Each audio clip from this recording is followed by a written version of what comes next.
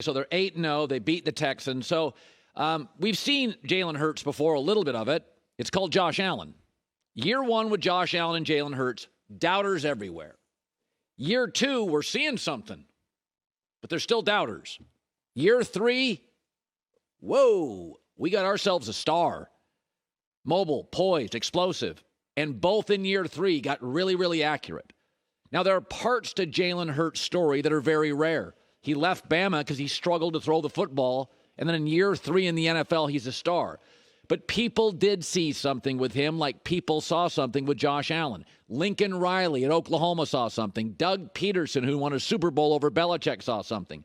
But what makes it great, and this is why I say this a lot about quarterbacks. There's about 7-8 teams in the league or whatever the number is that have young quarterbacks. A Daniel Jones, a Zach Wilson, a Mac Jones, Jalen Hurts, 3 years or younger.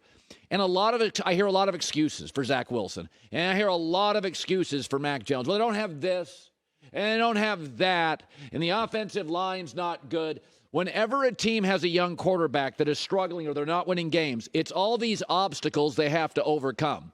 So let's go to Jalen Hurts' second year in Philadelphia, year two last year. They came into the season, Jalen Hurts was the guy at quarterback. They were 4-11. They had no momentum as a franchise.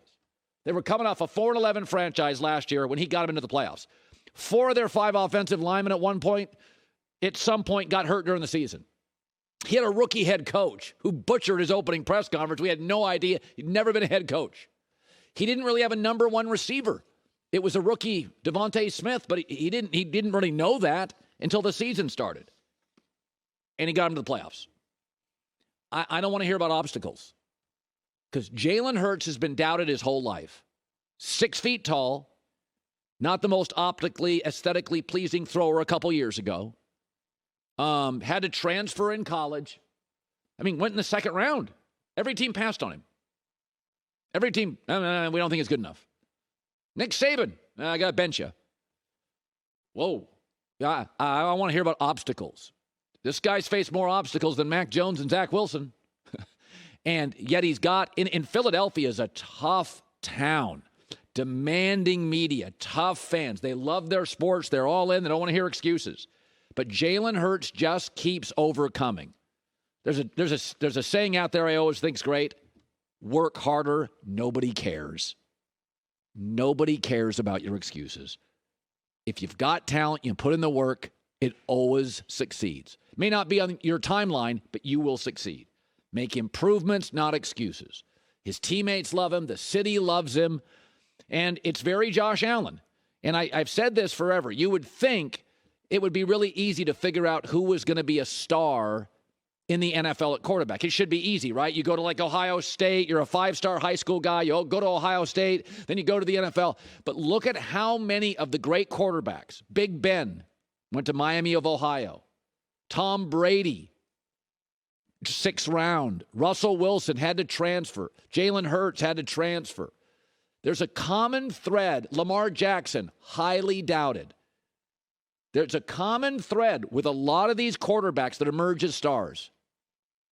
They've had to work harder, and nobody's cared. Because it's hard to be a quarterback. It's demanding. And maybe the number one skill to be a great NFL quarterback, you could make an argument, is not arm, size, or speed. It's resilience.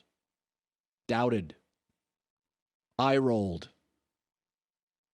Criticized. Overlooked. Start looking at the starting quarterbacks in this league. Peyton Manning's rare. Number 1 high school, number 1 college, number 1 draft pick, great. That's rare. That's not the way it works. Jalen Hurts is the story of the NFL, the coach, the quarterback. A lot of doubters, a lot of critics. Congrats to both. Philadelphia's 8-0, and they look every part of 8-0. That is kind of feels like Buffalo, Kansas City, Philadelphia. I love my Niners, but it feels like they've separated a little bit week 8 from the rest of the league. I know a lot of you think I pick on your teams. I do not. America's honesty broker, right down the line. You thought I picked on Baker, and then you came to terms and went, yeah, he was right. It's not picking on somebody if I'm right. Right? You think I don't like the Green Bay Packers. Let me defend them. A reporter for the Washington Post, Jason La Canfora, apparently talked to an anonymous general manager who talked about the Packers not making a deal at the trade deadline. And this general manager anonymously said, the league is changing. If you're trying to win, you got to be willing to part with picks and be more aggressive. Boy, it must be a effed up place, a GM told La Canfora. Okay, I completely, utterly disagree with that. Does that GM in the last 30 years, has he been part of 26 teams that were 500 or better? Green Bay has been 500 or better 26 of 30 years. That is insane in this league, where every year half the playoff teams don't make it. So let's be fair about Green Bay. What are the two big misses that we could really criticize them for? If you're a Packer fan, let's be honest, because you're spoiled, to be honest. We talked about this yesterday. Number one is moving up, trading up to draft Jordan Love when Aaron Rodgers was still like mid-30s. That was a mistake. I guess maybe at the time we all thought he's declining. But now it looks like it was a big mistake. It's easy for me in hindsight, but I remember saying at the time there were a lot of GMs that didn't think he was a first or second round player. So they moved up and they had other needs, as we well know, like wide receiver. They moved up to take Jordan Love. Okay, that's a mistake. And the second one, I think, that is very fair. This one's very fair. A failure to invest in the wide receiver position. So if you follow the NFL like all of you do, right? Over the last 5 or 6 years, you got to have at least 2 to 3 to 4 good receivers. You can't just have one guy. And here they had Devontae Adams, and they would not invest in it right now. They wouldn't invest in Chase Claypool. So Chicago went and beat him out for Chase Claypool. Come on, Aaron's now got a couple of years left. You got to give up enough to get Chase Claypool. That's a very fair criticism. Now, those could be arrogance. They could be misses. They could be oversights, whatever they are. The Jordan Love thing now, easy for me to say, but it appears to be a big, big miss. Like he can't play at all.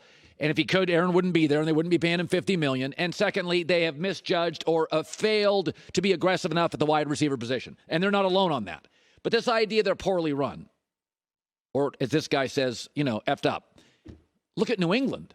I could go 5 issues deep. Look at Pittsburgh.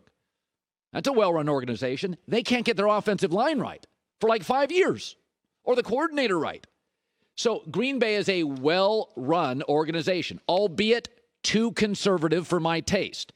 But let me defend them here. It's small-town America. It is the smallest pro sports city in America. Small towns in the Midwest probably lean a little right, probably lean a little cautious, probably lean a little, we don't want to spend big money. That's where they live. That's where they're from. L.A., a lot of money. San Francisco, Silicon Valley. New York, a lot of money. They take bigger swings. Miami, that's a big, sexy, marquee name city, right? Get big stars. That's not Green Bay. So they're a little conservative, but I think that's of their nature. And the other thing with Green Bay, and the league has changed. I'll give you an example. Before Jimmy Johnson made that huge deal with the Minnesota Vikings, remember, he traded Herschel Walker. It was unheard of. I think Jimmy Johnson has said, I've never verified this, but I'm sure he's right. He said the New York Giants had only made one trade ever before Jimmy did that. It was unheard of. Jimmy had a draft chart, which, by the way, many teams around the league use now. What is this worth? What is that worth? So football, like people didn't make these big changes. And then Jimmy Johnson comes around. And what you're seeing is these young GMs, it's more aggressive. Like it looks like the NBA now. There's a lot of trades. You saw Tuesday, right? You watched shows, ours perhaps, all the trades Tuesday. That didn't happen 5, 6, 7, 8 years ago.